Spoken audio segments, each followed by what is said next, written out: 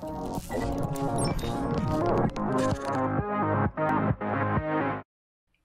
everyone, welcome back to Skywide Studios, and in this video we're going to be doing an unboxing and review of Transformers Studio Series Voyager class Sentinel Prime. This is Studio Series number 61 in that line, and as you can see, he is a Voyager class figure. This is what's going to look like when you first purchase the figure. You can see the cutout here showing Sentinel Prime. He looks beefy. I'm so glad this is a Voyager class figure. They could have easily made this a leader class and bumped up the price, so I'm so glad that they did. It helps us out with the buying process. So this is what the front of the box looks like. You can see it's number 61. You can see his name. You have a character artwork there, and you also have a close-up of the character's head sculpt there, or more of his CGI design. On the back, you have a CGI render of what the figure is going to be looking like. It is going to be transforming in about 32 steps. On the side here, you have a more elongated shot of the CGI design, and nothing too spectacular on the bottom or the top. And there you go. Let's get this figure unboxed.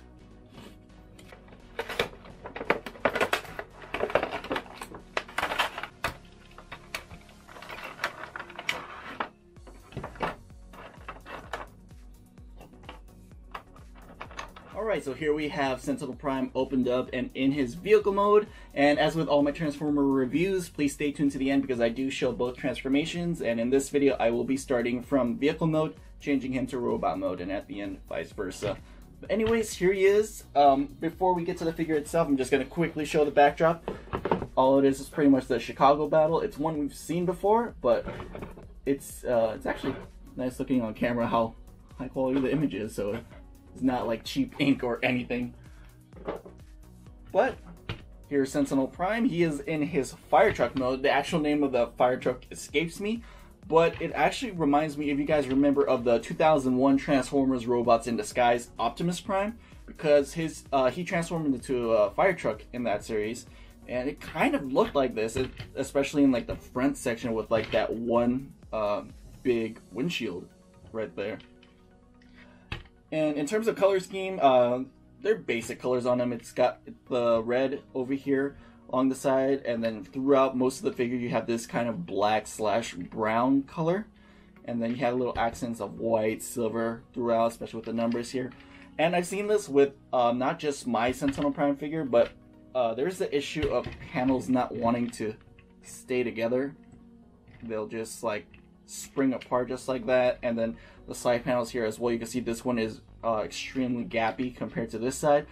If I try to press this in, it'll teeter-totter the gap to this side, so there really is no winning, especially, and I've noticed that because I've tried transforming this figure about a dozen times, and there's really no way to fix it, unfortunately. But there he is.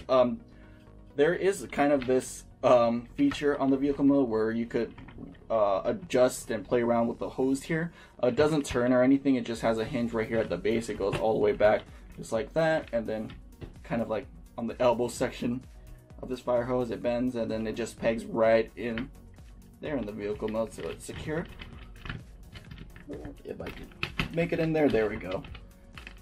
But yeah, it's Sentinel Prime. It rolls okay. Not all the wheels will touch the floor, again due to probably the panel line issues, but there is a lot of soft plastic parts on this figure, so I would be careful. It's not like rubber like Transformer figures would sometimes have for delicate parts, such as these side mirrors right here. They're very, very bendy, and it is better that they're bendy because they're less likely to crack, but it's just throughout the figure. Like these parts are soft, these parts, this part on the vehicle right here is the really soft plastic.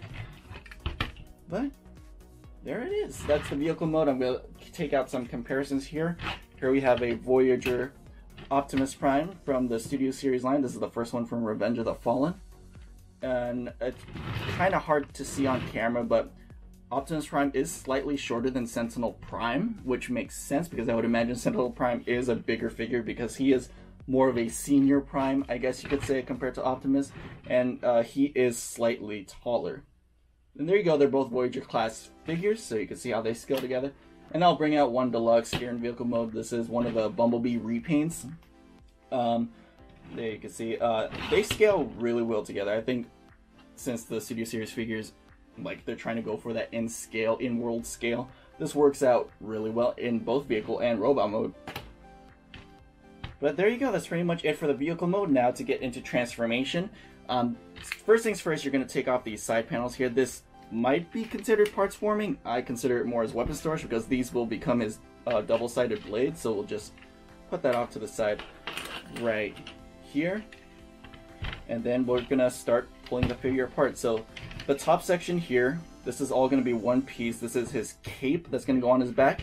And these on the side here are going to become his legs. So you're going to try and pull that apart, hopefully without popping any of the panels off. So right there, so we have one side all loosened up.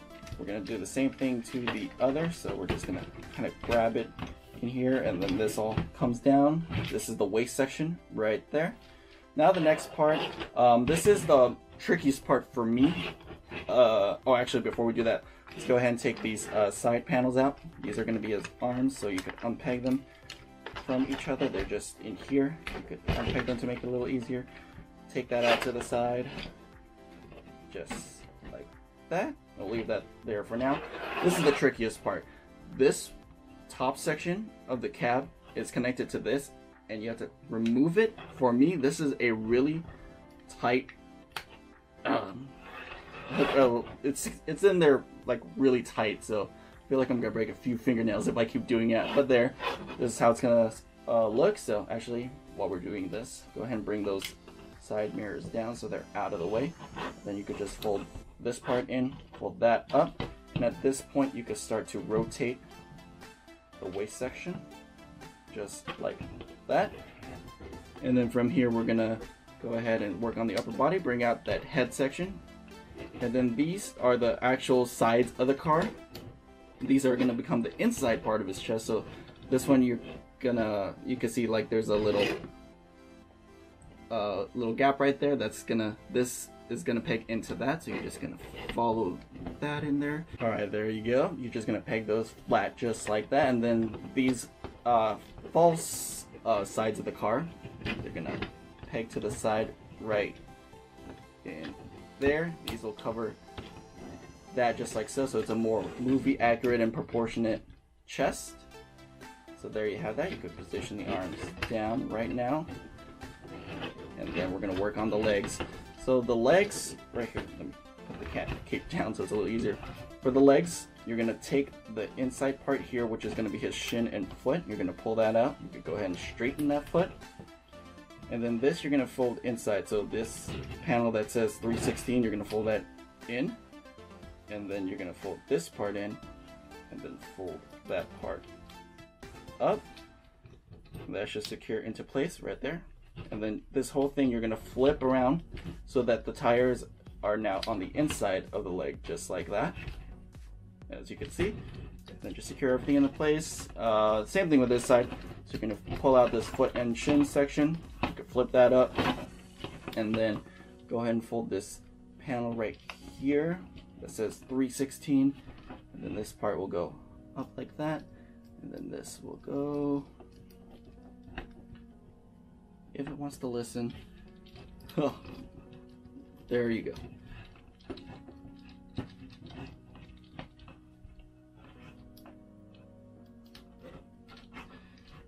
So that's what it looks like when it's all put together. So you're gonna flip this all around again, holding the shin part in place. That way the tire section is on the inside of the leg. And there you have the legs all done. So pretty much the finishing touches are make sure the hips are secured in place. On mine, they're extremely loose, so you will see them popping on and off throughout the video. And then you could adjust these shoulder pieces right here so they're pointing up. And then there's these detail pieces on the legs. Just flip that out just to give it a little more flair. And then on the back, just make sure like that whole section, the cab section, is secure against this butt. And then you're gonna like split this section so it has that V shape for his cape. And there you pretty much have Sentinel Prime in his robot mode. It's just a matter of straightening out the elbows. Which way is it? Oh, right there. Yeah, right. And there's Sentinel Prime in his robot mode. And then for his weapons, right here. So to put these together, you're going to straighten out these posts, and then they are going to connect. So you can't connect them like this, but he won't be able to hold it. You have to separate it and then assemble it in his fist. So it's going to just be like that. Put that section in, and then plug this one through his fist on the other side. And there you have his double-edged sword all assembled. And yeah, there he is. That's Sentinel Prime. I think this is it's a really good looking figure. I do have the leader class Sentinel Prime. I'll be bringing him out in a bit from the original Dark of the Moon line, and I think this one actually looks better. I know there's a lot of third-party companies that are going to be kind of overscaling this figure, so he's in masterpiece scale, and I'm going to be really looking forward to that. This overall, it's a really great robot mode. You see a lot more paint apps coming out, especially on the chest section. You see a little bit more silver. We're actually going to let's take a close-up look at that face. You can see how detailed it is. It is in that silver, and then you have blue for the eyes. It's not light piped or anything. It's just painted on. But it looks great. It really does look like Leonard Nimoy. You definitely could tell that if you guys didn't know, he did the voice for it, and they clearly took inspiration for that head sculpt from him. And just an impressive amount of detail just throughout the figure right there. And you can see on the back there's a few details as well, but that's mainly from the vehicle mode. And there you go. Let's quickly go over the articulation. The head only goes to the side about that far. It goes up and down a little bit. There is a ball joint in there, but it's extremely limited because of these side pieces, as well as a section on his neck area. For the arms, they go up all the way like that. Of course, you got 360 right there, and then you have an elbow bend, just goes past 90 degrees, so it's actually pretty decent. You have not a bicep. Oh yeah, it's the bottom of the bicep. That's where it swivels, and you have a wrist swivel as well. And there, you could consider this waist articulation, but that's more for transformation. But you definitely have the option to use it as a waist joint. And then the legs, they go out that far. They go forward, actually, really far up, and then backwards. You could put it about that far before it starts hitting this, but you can move the extra vehicle section out of the way to accommodate more leg movement if you need it. And then this weapon is falling apart. I'll just plug that back in. For the knees, they go about 90 degrees, as you can see right there, for that bend, and there is kind of a downward motion on the ankle / toe, but no side to side movement, so not really any ankle articulation. But there you go. How well does this figure stand? For me, it stands pretty well. It's just, like I said, this part for me is loose, so if it falls over or the transformation kind of undoes itself, it's because of that joint. But let's take out some comparisons. First, we're going to bring out kind of his accomplice, I should say. He would probably hate it if I called him that. Here's Megatron with him, so you can see Megatron is bigger than Sentinel Prime still, but they're not that far off.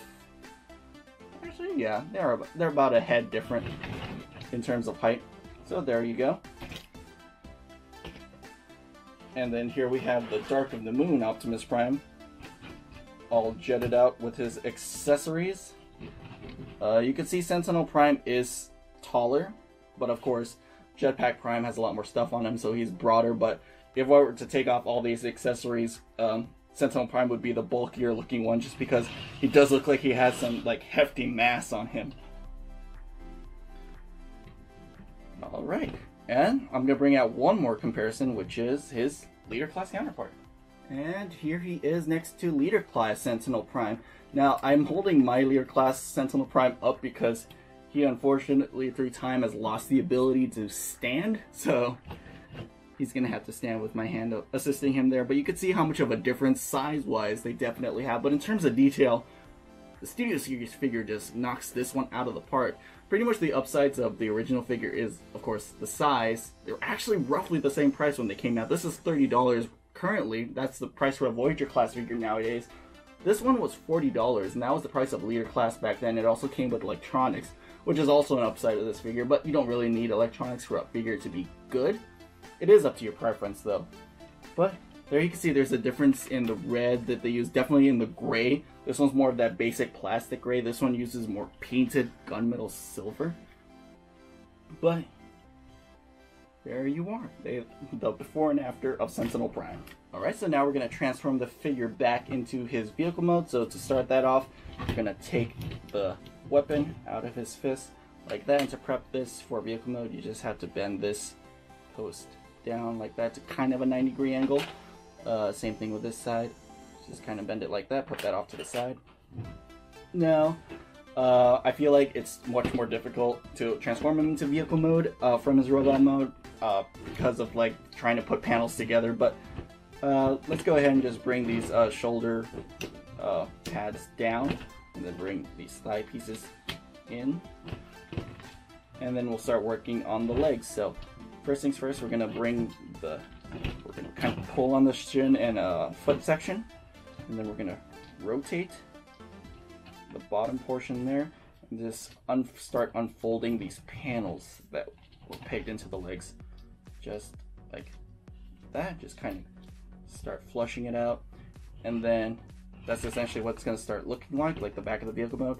Then you bend the foot down, and then that's going to kind of find its way in, just like that, and that should peg into place. That one ready to go. Same thing with this side, kind of pull out the foot. You could rotate this right now, start undoing these panels, and then just kind of situate it where it looks like it's starting to become the back of the vehicle mode, just like that. And then bring the foot down, and then that's going to go into the back section of the fire truck. And the legs are good for now. You're going to start picking that in later on. Now for this, you're going to, actually right now is a good time to probably close the cape right here.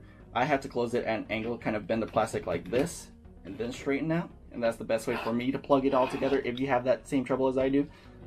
But now we're going to get into the chest section. So we're going to open up this fake chest section, bring that out, kind of just straighten the arms just like that. And that's going to be how they're formatted in the vehicle mode. So you're going to open up the actual chest, or the actual sides of the vehicle from the chest like that, and then you're going to bring the head inside as far as it can go. And at this point now you have clearance to rotate the waist. So try to just move it along. Sometimes it works better one way than the other. Yep, just like that. So now you have that looking as such. Now you're going to open this part up, bring out the roof of the cab, and then this is all going to plug in. Just like that. So now pretty much the front of the vehicle is all done. You're going to bring the arms back right here, bring them flush into the side. I'm going to show it to you what it looks like upside down. So you're going to start kind of like pegging everything together, and it's at a certain point you're going to peg the arms in together. You can see there's a peg on this arm. I don't know how well you guys can see that. This arm has a peg right there, and then it goes into that slot of that arm. So go ahead and align those just like that. Go ahead and press the arms in as much as you can towards the roof, and fix up this side. There you go. So now pretty much the main thing to do from this point on is just kind of bring the legs upwards and just start pegging everything together as best as you can. So there we go. For me personally, to get the best result, I work on the sides first before I work on the back. That one I'll do last. So this, I'll start at where that 3/16 section is. Just start pressing and work towards the back. Just start pressing everything in. And then this part came done. And then see if this will peg together. And no. So there you go. For this part, if you really want to get the best result, I'd suggest just kind of playing around with it. See which configuration works best for you. And to finish things up, we're going to put these swords back in, and then you can tell it's the right way when these tabs are facing upwards, and that's what's going to connect. And then you just kind of follow that silver or white bar right here, make sure that lines up. And then you're gonna try and plug it in.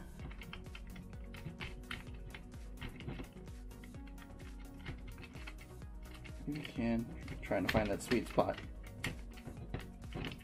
Alright, there you go.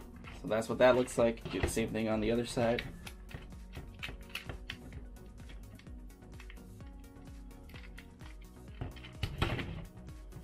Alright, there you go. Now it's a matter of the finishing touches, which is the side mirrors right here. Just go ahead and bring that up to complete the look of the vehicle mode. And there you have Sentinel Prime back into his fire truck mode. Overall, my thoughts on this figure is that it looks great, especially in the robot mode. They pretty much went to town on the coloring and the painting for this guy. It's like, even though the base plastic is this color, it's not the drab gray or like any kind of drab plain black that they use on most figures. So it really works out. And then like I said, it really shines on the robot mode, the coloring and the sculpt. This is just, I can't wait for someone to oversize this figure so it could fit with my Masterpiece Prime and my Masterpiece collection, scale-wise, of course. But the main downside of this figure is like the panel lining and the transformation. It can get a little fiddly, getting things all over the place because it kind of just explodes his transformation, if you know what I mean, in terms of how many moving parts have to move past and towards each other. But I enjoy this figure. Should I recommend it? Of course. If you could get past the transformation, this is definitely on the higher up on the list of my opinions for the Studio Series line of figures. And it's been a while since we had a Sentinel Prime from the movie line, so this is a definite plus. And that's pretty much it. I hope you guys enjoyed this review. If you have any questions, leave a comment down below. Hopefully I see it. If I don't, hopefully someone else in the comment section will help you guys out. Leave a like and of course subscribe for future videos from Sky by Studios on YouTube. Anyways, see you guys later. Thanks for watching.